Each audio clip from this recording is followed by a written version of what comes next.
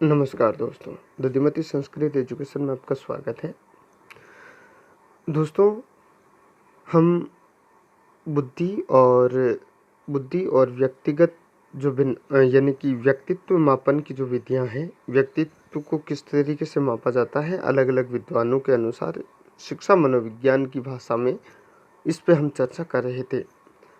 आज हम व्यक्तिगत भिन्नता पे बात करेंगे। इससे पहले हम वाले वीडियो में हमने व्यक्तित्व मापन की और बुद्धि लब्धि पे हमने चर्चा की थी कि बुद्धि लब्धि और बुद्धि को किस तरीके से मापा जाता है, कौन कौन से विद्वानों ने बुद्धि मापन के कौन कौन से सिद्धांत दिए हैं, इस पे हम चर्चा कर चुके हैं। आपने वो वीडियो अभी तक नहीं देखा है तो आप हमारी प्लेलिस्ट में जा कर के वो वीडियो देख सकते हैं। उसका लिंक मैं इसके डिस्क्रिप्शन बॉक्स में भी दे दूँगा, तो वहाँ से आप क्लिक करके भी देख सकते हैं। दोस्तों, आगे बढ़ने से पहले आपसे एक छोटी सी रिक्वेस्ट है कि आप हमारे चैनल पर पहली बार पधारे हैं तो सब्सक्राइब करके बेल आइकन ज़रूर प्रेस करें, ताकि शिक्षा और रोजगार से संबंधित आपको वीडियो समय समय पर मिलते रहें। संस्कृत के वीडियो सभी प्रकरणों पे, सभी जो विषय हैं उन पे भी हम जो है रेगुलर लेकर के आ रहे हैं। इस समय कारक प्रकरण चल रहे हैं। आप हमारी प्लेलिस्ट में जाकर के कारक प्रकरण, जो कि शिक्षक भर्ती या किसी भी संस्कृत प्रतियोगी परीक्षा के लिए बहुत ही महत्वपूर्ण है, आप वहां जा करके देख सकते हैं। तो आइए दोस्तों, बिना समय गवाए हुए आज का ये वीडियो शुरू करते हैं। व्यक्तिगत भिन्नता। इसके बाद वाले जो वीडियो हैं वो और भी बहुत ही महत्वपूर्ण होने वाले हैं, क्योंकि पात्रता परीक्षा और शिक्षक भर्ती में समायोजन से संबंधित जरूर से प्रश्न पूछे जाते हैं। तो हम समायोजन के बारे में आने वाले वीडियो पे चर्चा करेंगे। तो आज व्यक्तिगत भिन्नता पे हम चर्चा कर लेते हैं। व्यक्तिगत भिन्नता का सर्वप्रथम विचार गाल्टन के द्वारा प्रस्तुत किया गया। तो व्यक्तिगत भिन्नता की सबसे पहली जो कड़ी है, व्यक्तिगत भिन्नता पे सबसे पहले विचार किसने रखे? गाल्टन ने। वाल्तेयर शरीर के रूप, रंग, आकार, गति, सीखने की गति, बुद्धि, उपलब्धि, रुचि, अभिरुचि आदि पक्षों में पाई जाने वाली भिन्नता को हम व्यक्तिगत भिन्नता कहते हैं। यानी कि व्यक्तित्व के द्वारा किया गया जितने भी जो काम हैं, उसमें जो भी अलग अलग जो चीज़ें पाई जाती हैं, चाहे वो रुचि हो, अभिरुचि हो, चाहे बुद्धि हो, उपलब्धि हो, सीखने की गति हो, शरीर का रंग हो, रूप हो, वो सब चीज़ें वाल्तेयर के अनुसार व्यक्तिगत भिन्नता होती है। व्यक्तिगत भिन्नता के प्रकार। व्यक्तिगत भिन्नता के प्रकार हैं: शारीरिक स्तर पर आधारित भिन्नता, बुद्धि के स्तर पर भिन्नता, संवेगात्मक भिन्नता, उपलब्धि में भिन्नता, गत्यात्मक योग्यताओं में भिन्नता, व्यक्तित्व में भिन्नता, रुचि में भिन्नता, जो कि जन्मजात व अर्जित होती है। ध्यान रखें, रुचि में जो भिन्नता होती है वो जन्मजात होती है और कुछ अर्जित होती है। जैसे किसी को कोई चीज़ अच्छी लगती है, दूसरे व्यक्ति को वही चीज़ पसंद नहीं होती है। अभिरुचि में भिन्नता, प्रकृति प्रदत्त और जन्मजात योग्यता।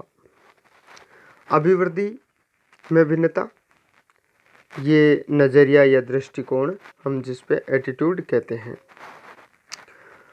अभिवृद्धि पर मुख्य रूप से वातावरण का प्रभाव पड़ता है। ये परीक्षा में अधिकतर प्रश्न पूछा जाता है, अभिवृद्धि पर किसका प्रभाव पड़ता है? वातावरण का।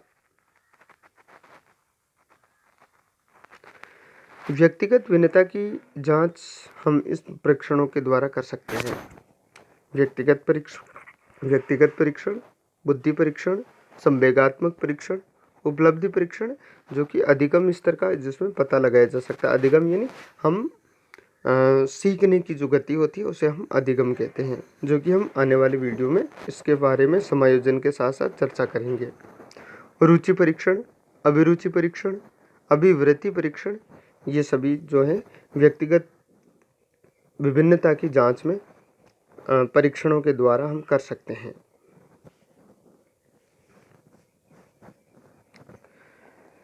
व्यक्तिगत भिन्नता को प्रभावित करने वाले कारक।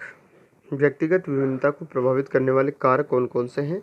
वंशानुक्रम, वातावरण, आयु और वृद्धि, यानी कि जैसे जैसे आयु बड़ी होती जाती है वैसे वैसे उसमें विभिन्न प्रकार के परिवर्तन देखने को हमें मिलते हैं।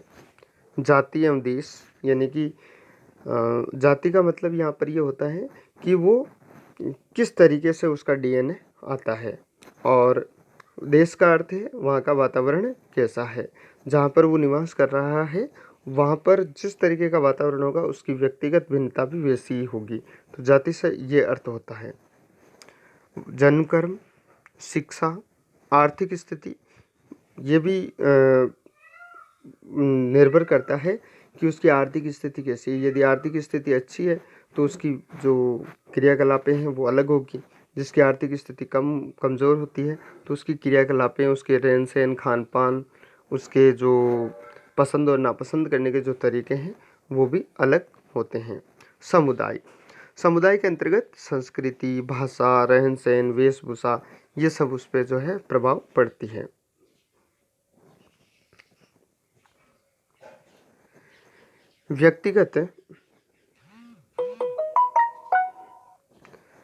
व्यक्तिगत विभिन्नता के अनुसार शिक्षण कार्य।